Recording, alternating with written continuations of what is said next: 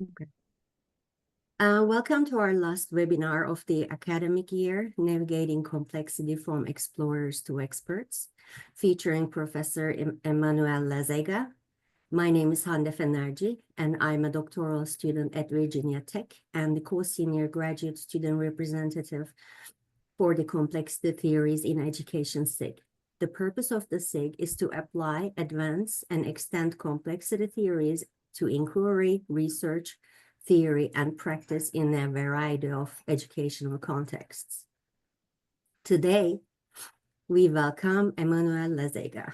Emmanuel Lazega is a professor of sociology at Sciences Po, the Institut d'études politiques de Paris, and a member of the Centre de Sociologie des Organisations. His research explores collective mechanisms in organizations and institutions from a network perspective. His current project focuses on the effect of social rationality on the emergence of advice networks. His publications can be downloaded from the link in the chat. Dr. Lazega will deliver his presentation, and there will be an opportunity for a question and answer session at the end of his presentation. Please join me in welcoming Dr. Lazega as he discusses cyclical dynamics of advice networks towards a neo-structural theory of collective learning as a complex social process.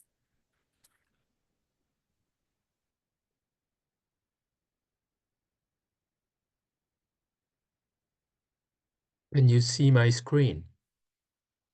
Yes, we can see it. Okay. Well, thank you for your invitation. I really hope this is not going to be too exotic, because it's not going to be about classrooms or educational institutions. This is going to be about collective learning, but in a judicial institution, in a courthouse. But maybe some of the issues that I will deal with, especially learning from advice networks, collective learning from advice networks, could be of interest to you as well. That was probably what led to this invitation, for which I thank you again. So let me present first the overview. First of all, I will quickly present what I call neo-structural sociology, the study of using collective mechanisms, solidarity, control, regulation, learning, and so on. And this is what probably brings you and your perspective and mine together, looking at collective learning as a complex social mechanism. I will be using social network analysis, especially Siena models of social network dynamics. Siena models were actually developed for classrooms by Tom Snijders, a network statistician, a world-famous network statistician in the Netherlands. I will apply these models in the study of a longitudinal advice network in a courthouse. The courthouse is a bizarre institution. I call this a borderline institution because the judges are business people, they are lay judges, and they have special attributes, and they also make normative choices, and all this is combined in the Siena models. I've also used stochastic block modelings to look at classification of and roles shared by these judges. I will present a few results about the built-in status hierarchy in advice networks, that is the relational infrastructure of these collective mechanisms. I will look at the dynamics of advice networks, present the concept of dynamic invariant, and also present some of the consequences of these results in terms of how normative choices have an influence on the networks, and how networks have influence on normative choices and their coevolution.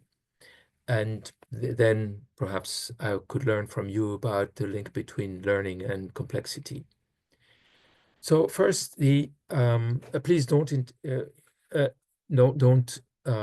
hesitate to interrupt. I don't mind. First of all, the perspective, the theoretical perspective. I look at complex social mechanisms as especially certain mechanisms, as the social capital of the collective, of a society, of an institution, of a community. If you have solidarity, is a collective mechanism. Social control is a collective mechanism. You don't have social control if it's not enforced by everybody to some extent. Of course, it could be enforced by police people, but it's also enforced by us on an everyday basis. So it's a collective effort. Regulation, the political process, institutionalizing new norms, and learning. Learning is also a collective mechanism. And all these mechanisms together form what James Coleman used to call social capital, but social capital of the collective. And complete network analysis, as created by Harrison White, Coleman himself, and their followers, is, in my view, a really good method to look into these collective mechanisms and therefore into the social capital of the collective at the meso level of society. From this perspective, networks are not a standalone phenomenon. They are a methodological artifact. I see it as a set of indicators of interdependencies between people and indicators. And when you analyze these networks, you find out about the relational infrastructures of these collective mechanisms. Okay. And collective learning has a relational infrastructure, and this is what it's going to be about today. Collective learning can be examined through its relational dimension. It's not the only dimension of collective learning, of course, but it's an angle. And therefore, we can learn something from this relational angle.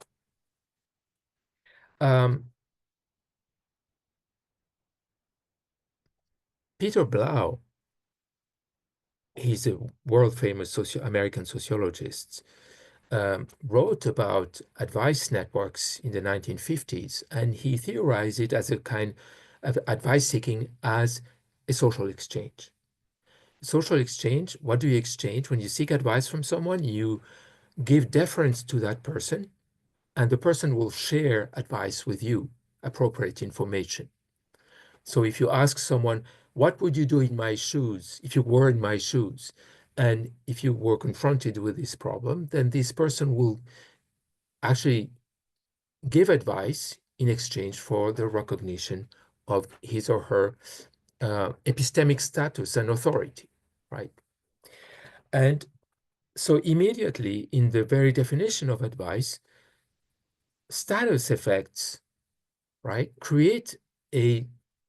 end up creating advice networks as centralized networks with a pecking order at the heart of these networks. And therefore, there is an authority structure and a pecking order at the core of advice networks. Okay? You can see this if you analyze advice networks, and you see that there's a lot of, usually as predicted by Blau, there's a lot of horizontal advice seeking as well. Direct reciprocity between people seeking advice from each other.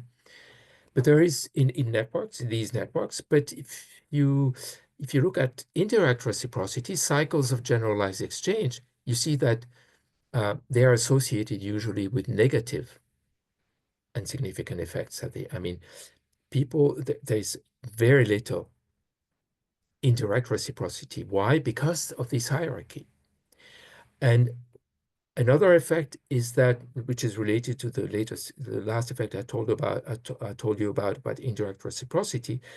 People with status in advice networks tend not to seek advice from people below them in the pecking order, because there's this unfortunate idea that if you seek advice from someone with lower status than you, then you lose status. Okay? Which is a terrible idea. But of course, we all have graduate students, and sometimes we hesitate to seek advice from our own graduate students, right? And we are wrong because most of the time they know much more than we do about very specific issues. Okay, this status rule can be counterproductive, can be dangerous for the sharing of information and advice, and it is usually mitigated in real life environments by homophily, by the fact that people share social specificity, social attributes, and they use these attributes to seek advice from below. And it works. It works differently in different contexts, but it works. Also, another thing that we know about advice networks is that they're embedded in different kinds of networks. For example, in the advice networks that I've studied among priests, among judges, among lawyers, among sales representatives, and so on, friendship leads to advice, advice leads to friendship, collaboration leads to advice seeking leads to collaboration, even if very rarely friendship and collaboration leads to each other, which is why advice ties are usually extremely important, especially in professional environments, because they actually connect the two other kinds of ties. So multiplexity, it's called multiplexity, the combination of different kinds of ties, relationships in the social networks is a very important underlying determinant of the structuration of advice networks. And finally, what we're going to look at now is the dynamics of advice networks, the cyclical dynamics of advice networks, and the existence of what I call dynamic invariance in these networks. And this will raise the issue of the stability, the robustness of the core, of the pecking order and its epistemic authority in the advice network. Okay, the model that I use is for the dynamics of advice networks, and for designing the study, we used the Siena model. I don't know if you've heard of the Siena model. It was designed for classrooms, but we took it and applied and implemented in the case of a courthouse. Tom Snyder's described it. It's all available on his website. What the model does is look at the coevolution of behavior and networks. And in classrooms, it was applied to the coevolution of ties, networks, relationships, and performances of pupils, to the coevolution of smoking behavior and networks, bullying and networks. See, these are really consequential issues, of course. I'm not going to spend a lot of time on these issues because I'm not a specialist.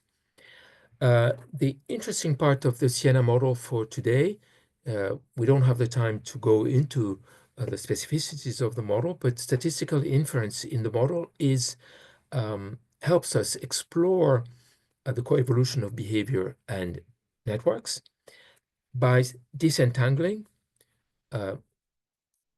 what Snyder's calls selection, the choice of relationships given certain attributes, or influence, changing attributes, changing behavior given the network. And he does that by differentiating between endogenous effects in the models. Endogenous effects are effects such as reciprocity, transitivity, generalized exchange, centrality. These are characteristics of the network that drives the evolution of the network.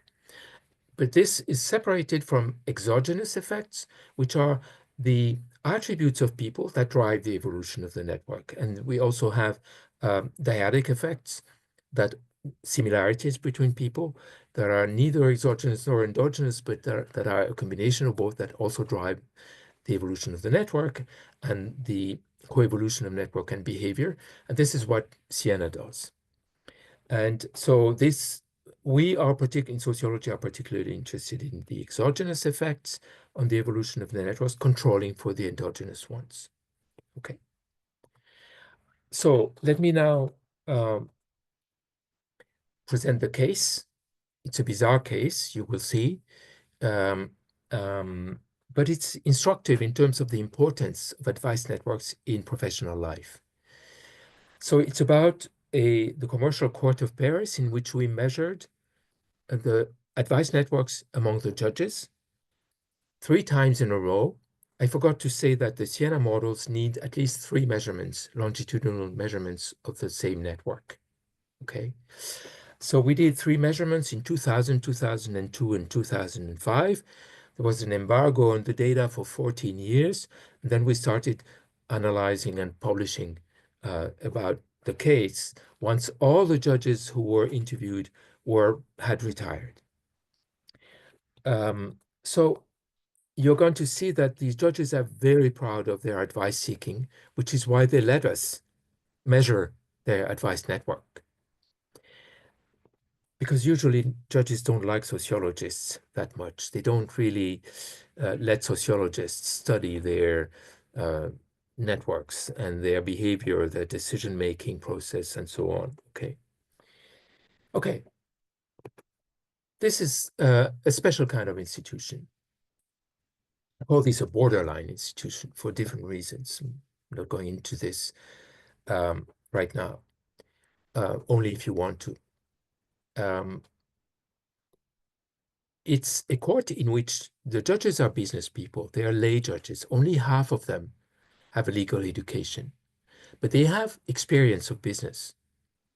And since the 19th century, it's been around for 450 years. So they know something about resilience, right?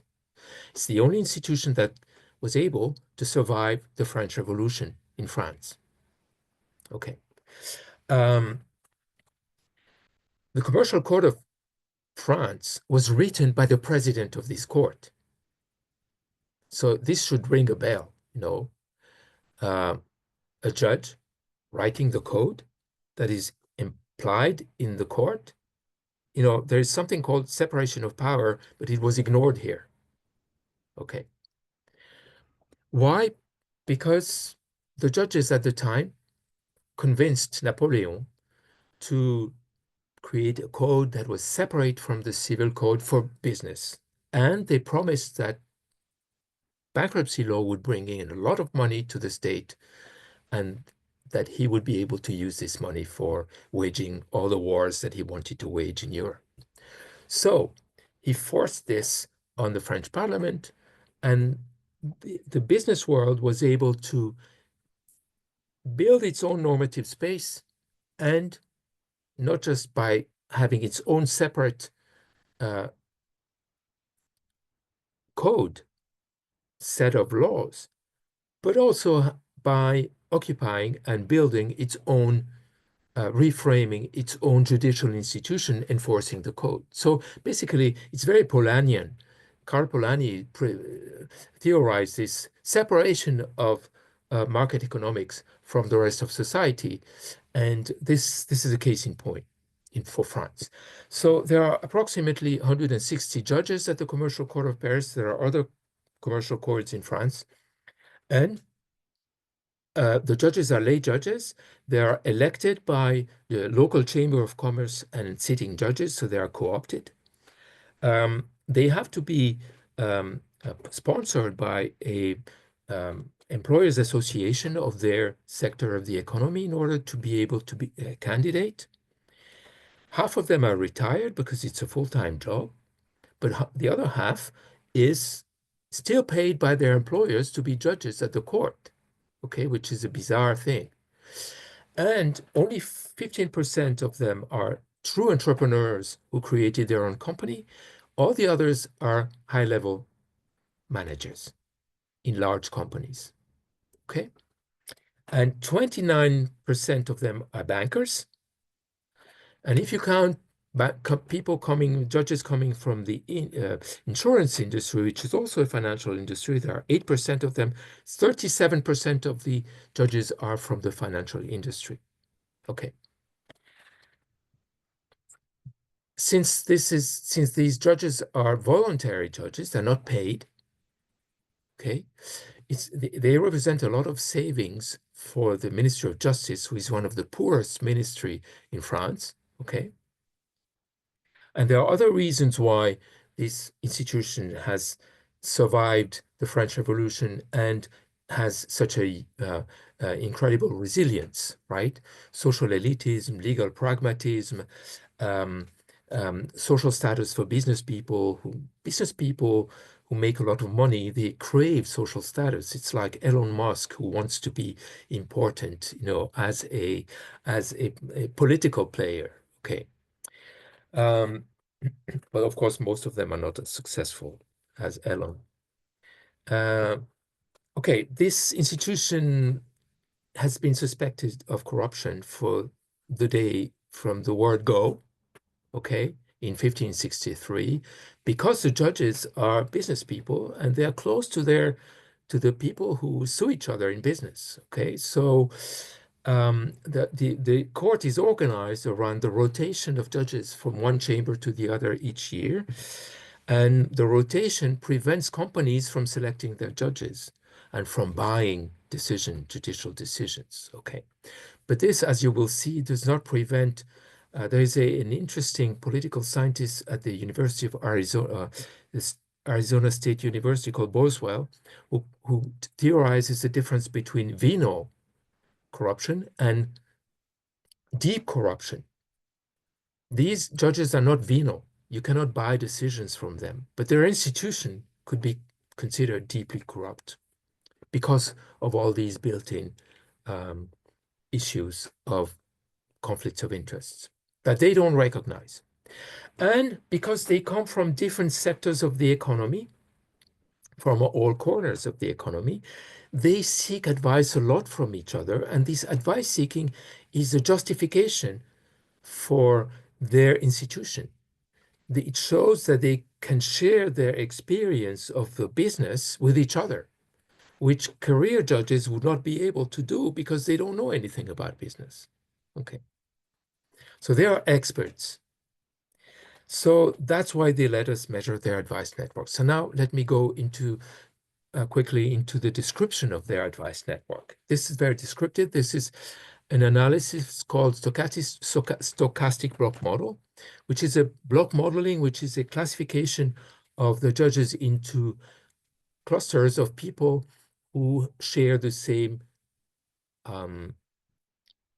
relational, um, um, excuse me, I'm losing my words, relational profile. Okay, so the color coding of these nodes, the nodes are the judges. The network is the advice network measured in 2000, wave one. The colors indicate the position of the judges in three clusters, three rows in the advice networks. The advice network. The red nodes are the core of the advice networks. The green nodes are the semi-periphery in this network. And the blue nodes are the peripheral judges. They tend to seek advice from each other and from the green ones. Not many green ones seek advice from the blue ones. There is a pecking order here. And everybody tries to seek advice from the 4 judges who are the core of this network, okay? So there is a core periphery structure, and what we're going to see is that the core periphery structure is stable, but what is not stable is the shape that it takes, okay? Here, 2 years later, the same network has a core with fewer judges because the system has been centralizing increasingly over time. And then the semi-periphery broke down into 2 semi-peripheries, the yellow ones and the green ones, and the blue periphery is still there, which means that now we have green ones who seek advice and a few yellow ones who seek advice from the red ones. The yellow ones who seek advice tend to seek advice from the green ones, and the blue ones who still seek advice from everybody in the yellow and green categories. Okay, so these are um, still the core, and the periphery is still there, but it has changed form. And then 2 years later, the semi-periphery has disappeared. Uh, why? Because the people at the top here were constantly sought out for advice by everybody. And at some point, they were completely overloaded. So being overloaded by requests for advice, they started delegating to people whom they trusted, okay, to be good advisors for their colleagues. And after a couple of years of delegation, you get a completely different core with 17 judges instead of 4 or 3, and everybody is in a position to seek advice from this core, and the semi-periphery is not needed anymore, which means that this system has decentralized, okay, between the first and the second period of measurement. Okay. Why? Why do we need this? Why these dynamics? Well, I will give you one substantive reasons. I gave you one substantive. Oh, well, I forgot, excuse me, I forgot to explain that after this decentralization, the judges, what happens, we only know this ethnographically. The judges, because we didn't measure the network a fourth time, the judges at the core disagree with each other about advice to give to the periphery, which means that a new system, a new dynamic of re-centralization of the networks takes place. And so we have a really cyclical dynamics, although we cannot prove it for wave 4. What's interesting in these dynamics is that some judges, the bankers with a law degree, are able to surf on these dynamics. They're able to be at the top of the network all the time, regardless of the structure. They're able to be close to the core or to be in the core systematically. So they are in a position, remember the judges coming from the banking industry are selected because they have a legal education. So all the other judges without a legal education end up seeking advice from them because they can give them legal advice. But through legal advice, the judges who come from the banking industry are going to be able to influence their peers by framing their decision making. Okay, you see how teaching can become influence in this structure. Here we have a graphical representation of rotation within the court. Year after year, you have the vertical layers are years. It starts in 1990 and ends in 2005. And if the vertical lines in the figure are thick, it means that in this chamber, the um, columns are the numbers of the chambers. There are 21 chambers in the court. And year after year, because of the rotation rule, judges are supposed to move from one chamber to the other. But some of them don't move. And the thicker the line between these years, the more it means that some judges stay in that court from one year to another. Okay? Which means that judges in Chamber 12, which is a bankruptcy chamber, in 2002 tend to stay in that same chamber and to stay together in that same chamber in 2003, 4, and 5, breaking the rule of rotation. And most of the judges, surprise, surprise, are bankers. Okay. Now, bankers in a bankruptcy chamber, this should ring a bell somewhere, right? Because the banking industry, at least at the time, was the main creditor in the economy. So they were lending money. They were the actors who decided whether or not they would save a company by re-lending them money or letting go down the tube. And they were also the players, the judges, who were actually enforcing the bankruptcy. Okay, so this gives you an idea of how business is self-contained in its own normative environment. Okay, and they don't see a conflict of interest in this because individually they are not venal. Nobody can buy their decisions. But nevertheless, what they do is to impose on the court the normative frame of bankers. Okay, this is an analysis of the intersection of wave 1 and wave 2 in the advanced networks. What they show is that the system is very hierarchical. You have a visual representation of the stable pecking order on the left of the picture. The correlation between centrality in wave 1 and wave 2 is 0.9. That's pretty rare in social sciences.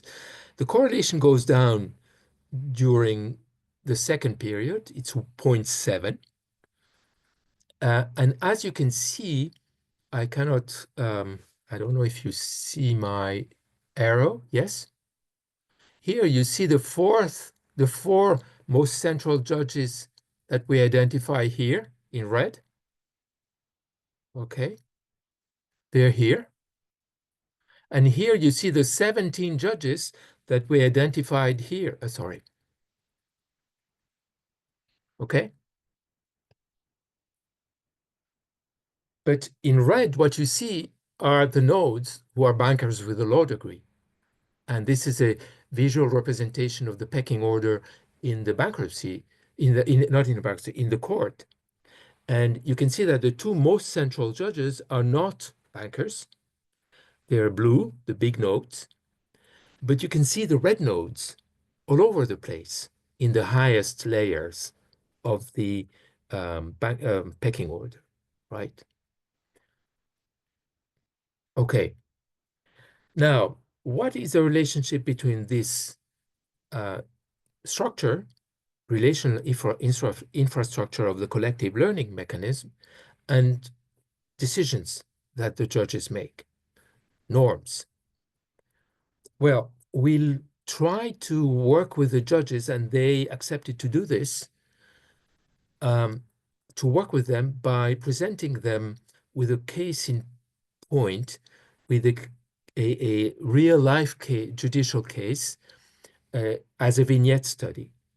So we presented them with individually with a decision that was made by another court, and they had to comment on that decision and answer a few questions that we asked them about what their own decision would have been in such a case. Okay, and the case was about unfair competition in markets and about punitivity. What is punitivity? When there is unfair competition and the judge can award damages to the victim, and the damages, there are two kinds of damages. There are material damages, is the money that the company that is the victim lost because of unfair competition by the other. That's material damage. But there's also something called moral damage, at least in French commercial law. The moral damage is how do you call this? The judge can slap a, a, a how do you call this when someone, sorry, I'm blanking on, Slap on the wrist? sorry?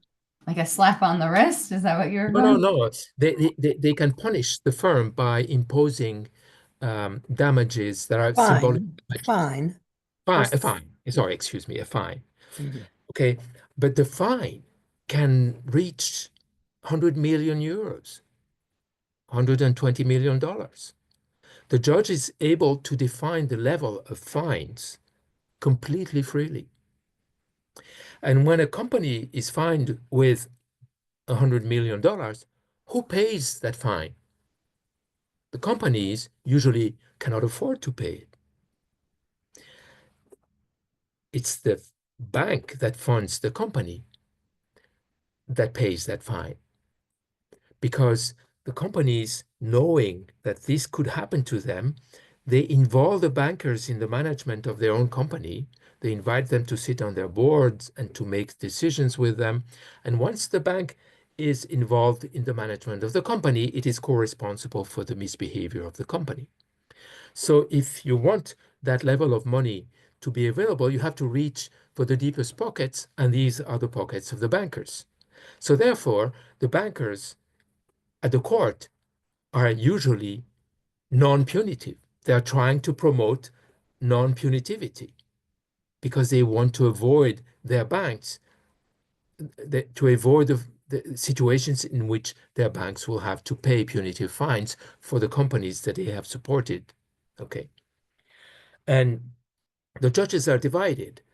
Most of the judges are punitive, highly punitive. The most punitive of them comes from the building industry, which is structured as a cascade of subcontracting deals that create a lot of conflicts, and therefore they slap fines on their businesses a lot. So most of the judges hesitate between the two, and what we have observed is over time the court drifting towards non-punitivity because the bankers are the most central advisors in the network, and this centrality gives them influence on most of the other judges, not on the hardcore judges coming from the building industry, but most of the others are sensitive to what the bankers tell them about business. Okay. So here, what we see in a Siena model is that the punitive judges, punitivity alter, tend to be um, non-punitive, and the effect is significant and negative during period 1, and this effect becomes non-significant during period 2. So that means that the punitive judges attract increasingly advice seeking, but in period 1 and in period 2, but they give non-punitive advice. That is, remember, the bankers with the law degree tend to control what's going on at the top. So this evolution of the selection process of advisors over time, based on the attribute of the advisor, right, means that central advisors become influential. Okay, they instill their thinking into their advisees, shall we say. Okay, and you can see this by looking at the Siena model. I'm not going into details. This has been published if you can find it whenever you want. Of course, the core does not include only non-punitive advisors, bankers. It also includes um, punitive ones. But over time, the non-punitive ones, the financial types, win. Okay. So I'm going to conclude now. Try to find relationships, something appropriate for you to draw from this case in terms of learning in different contexts. Okay. So the dynamics of these advice networks create a dynamic invariant, which is the existence of a core and a periphery that changes its shape. Its supercentral advisors are able to surf on the wave, the cyclical dynamics of the network, the wave created by the centralization of the network over time. Okay, centralization, decentralization, re-centralization. This, I think, should be true. I mean, it's still a hypothesis that can be tested in a lot of different contexts, including education. For example, relationships between teachers. Okay, collegiality among teachers is institutionalized just as collegiality among judges. Okay, and these are really collegial settings in which people consider each other peers, and the dynamics of their advice networks could be similar. Okay. But this epistemic authority of the supercentral advisors is very fragile. Okay, it can go up and down, and you need a lot of structural conditions for this to be stable and robust. Okay, so the question of how you how a social milieu like a school or in an academy actually creates coordination, co-orientation of its members is probably also an interesting issue in education. And then the issue of collective learning as a complex social mechanisms raises questions about where does the robustness of the pecking order comes from. Okay. Maybe these questions are welcome. Maybe we don't want too much relational infrastructures that are too robust among professionals, right? Because professionals tend to think of themselves as autonomous people, right? And if the hierarchy and the pecking order is too rigid, maybe that's not very good for collective learning among them, okay? And of course, a big issue nowadays is the issue of digitalization of the world, of information and knowledge sharing online, okay? And whether or not there are dynamic invariants in the collective mechanisms that take place that are deployed online between people. Okay, and that is something that I'm not able to theorize a lot about. I don't know much about this because I haven't studied advice networks online. But what we know is that large platforms, let's call them big relational tech, right? They supervise our collective learning mechanisms. They curate our collective learnings. And what we also know is that their networks, the networks that they study, are huge compared to the small networks that I've presented today. Okay, and they also know how to use social network analysis, and because they have computational social scientists, right? So this is both promising but also threatening, because their private knowledge about these collective mechanisms, such as collective learning, remains private, but they don't publish much of what they know. Okay, so but their sociology is becoming sometimes much more sophisticated because they have the data and the methods and becoming much more sophisticated than public sociology of education or any other kind of sociology. And that is both promising and threatening, I think, for public research. I'm going to end here, and I'm more interested in your questions than in going on and on and on about this case. Thank you. Yes, we will be able to receive a few questions before we end our session.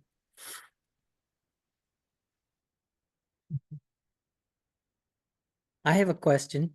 Yes. First of all, thank you for a very interesting talk. Of course, this whole area is well beyond me. I know nothing about what you're talking about, but I found it very interesting to listen to this whole different dimension of life, society, and its endurance, its resilience, as you said. My question, though, comes from your title, because I'm not a sociologist. I am a linguist, an applied linguist, and the term structure has meaning, and it's usually counterposed to the dynamism of complexity theory. So structural linguistics is what came before.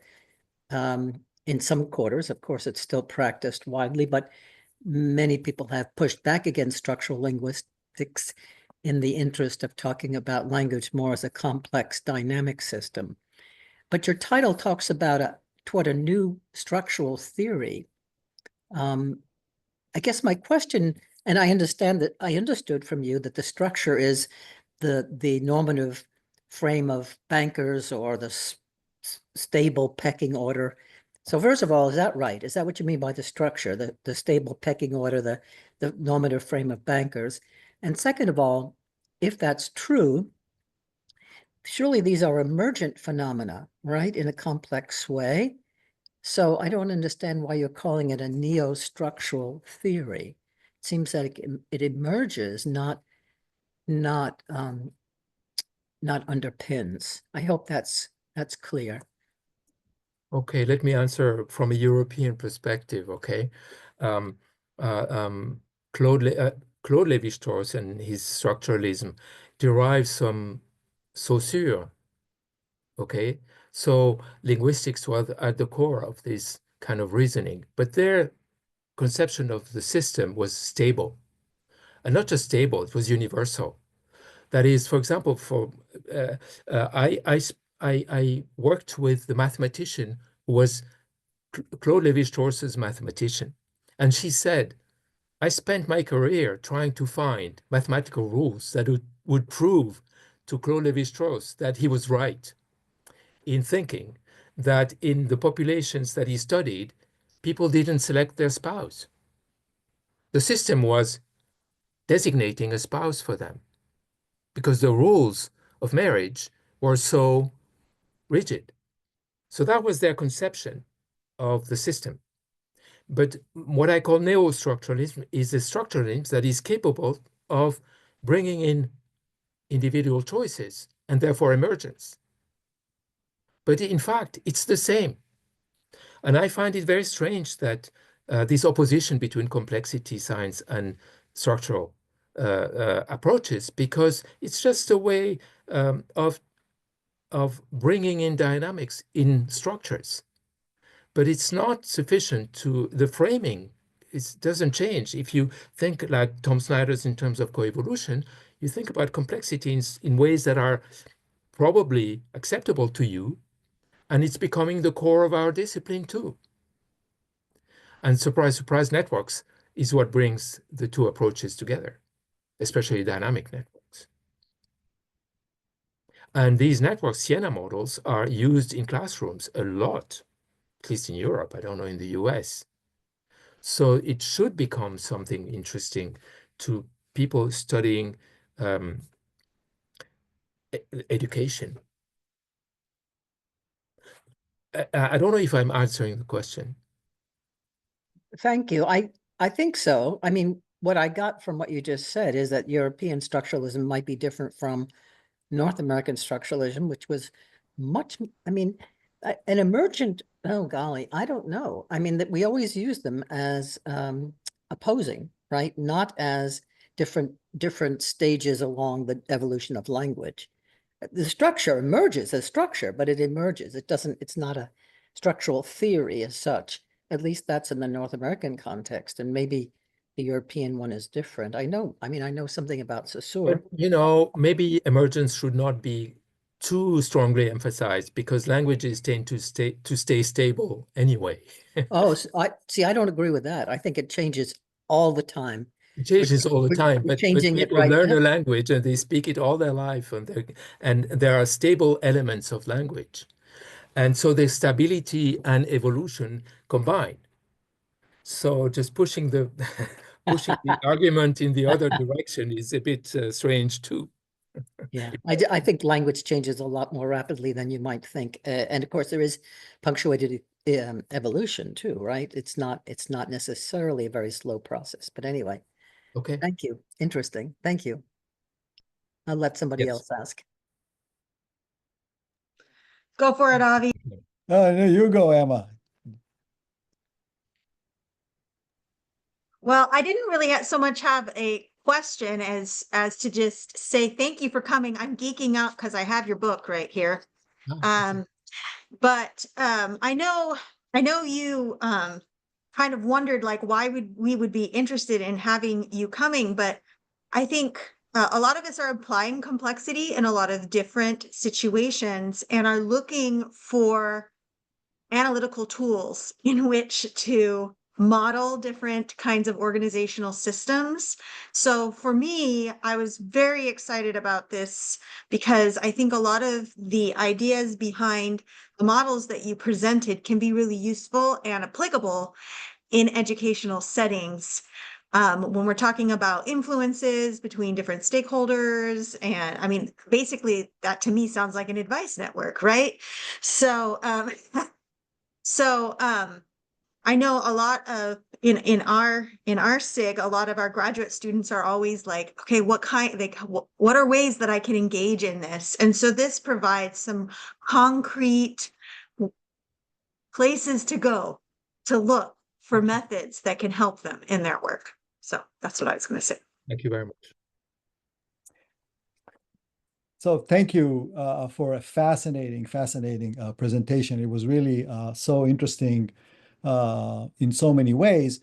A comment and then a question, or I guess an insight and then a request for a comment from you on it. So one, what Diane was saying about emergence and structures, it reminds me of the analysis of culture also, as you know, in Levi-Strauss as a case in point.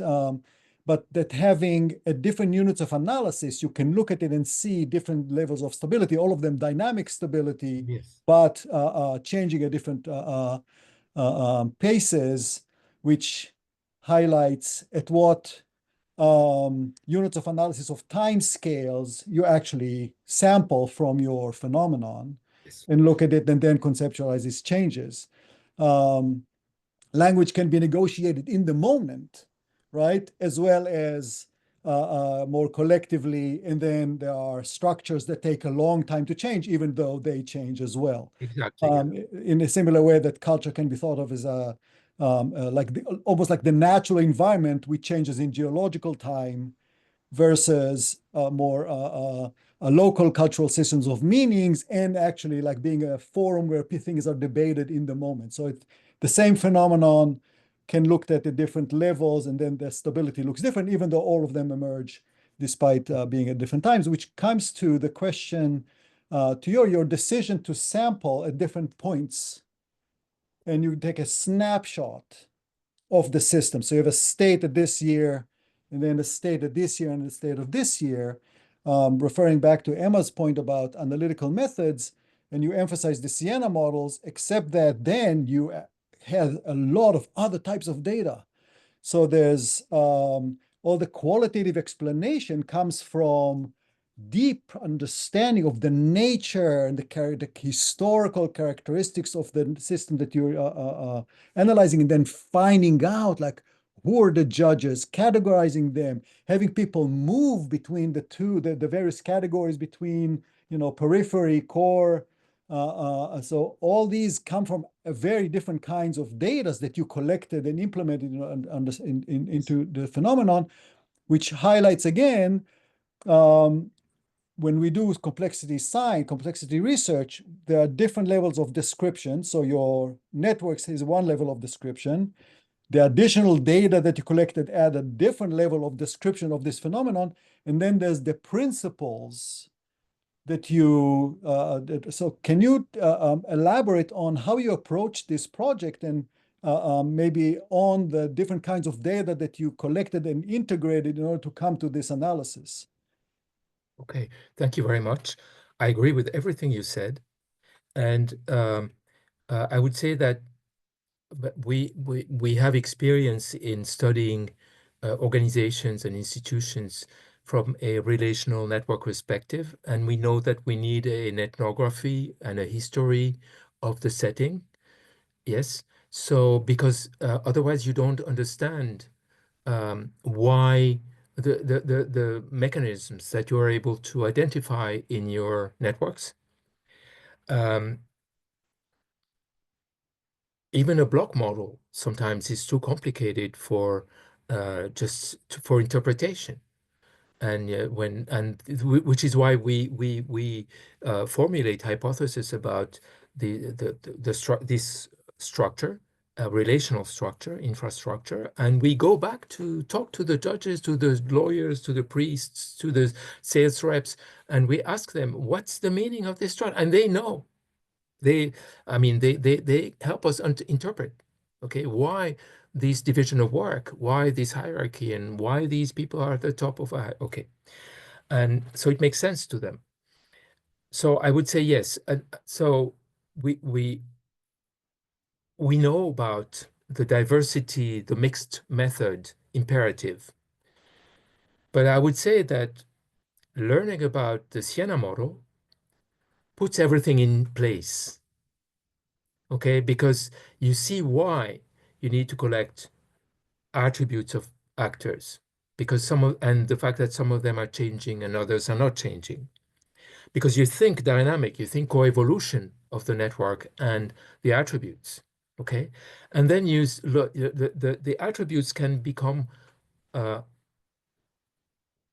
observations, systematic observations that you carry out downstream of the network, performances, normative choices, okay, behavioral behavior of people. You just have to do it systematically. And the judges accepted us twice. And the reason why we were able to do it a third time was because the president of the court was absent. Where was she? She said no to us, but the vice president helped us interview the 160 other judges a third time because he disagreed with her. But where was she? Well, she was at the Senate House lobbying for a new bankruptcy law. And she was so busy doing politics, this should ring a bell. Politics, I mean, the judicial power should not be involved into lobbying, right? This is an activity that is, for the legal side of legislative side of in Montesquieu kind of division of power, this should not happen. But thanks to the fact that she was involved in lobbying on behalf of banks, because she was a banker with a law degree, she actually had a PhD in bankruptcy law. We were able to carry out the third wave. So these are very sensitive. This is very sensitive fieldwork, and it took us 6 years of our life to actually carry it out. Now, I know this sounds this looks like the work of anthropologists, right? More than sociologists. Nowadays, lots of sociologists actually do just hit buttons and work with computer scientists, and they are right to do so because there's a lot to learn from this. But nevertheless, I think we also learn from fieldwork by talking to people, real life people, right? In a systematic way. So I would say, thank God, Tom Snijders is not God, but thank God there is someone called Tom Snijders. Okay, thank you. And everything is on his website. He's available. I don't know if I've answered the question. You definitely elaborated in a way that really was very insightful. So thank you so very much. I think that the mixed methods imperative, I think, was a strong statement about what kind of analysis actually tells us something meaningful about the system we're studying. Just as a comment, like my colleague Joanna Garner, Dr. Joanna Garner, we're exchanging, as you were talking, we're exchanging appreciation on text. Right. One thing, though, that came in our little exchange was how the nature of the advice system, particularly we transfer it in what to systems we're familiar with, for example, between teachers and collegiality, would actually depend on you emphasize the political climate. We think about the social climate, it's all political, of course. So advice and the networks and the emergence of advice and hierarchies and who is taking advice from who would actually be another control parameter, would be the social political climate of the organization. Yes. Yes.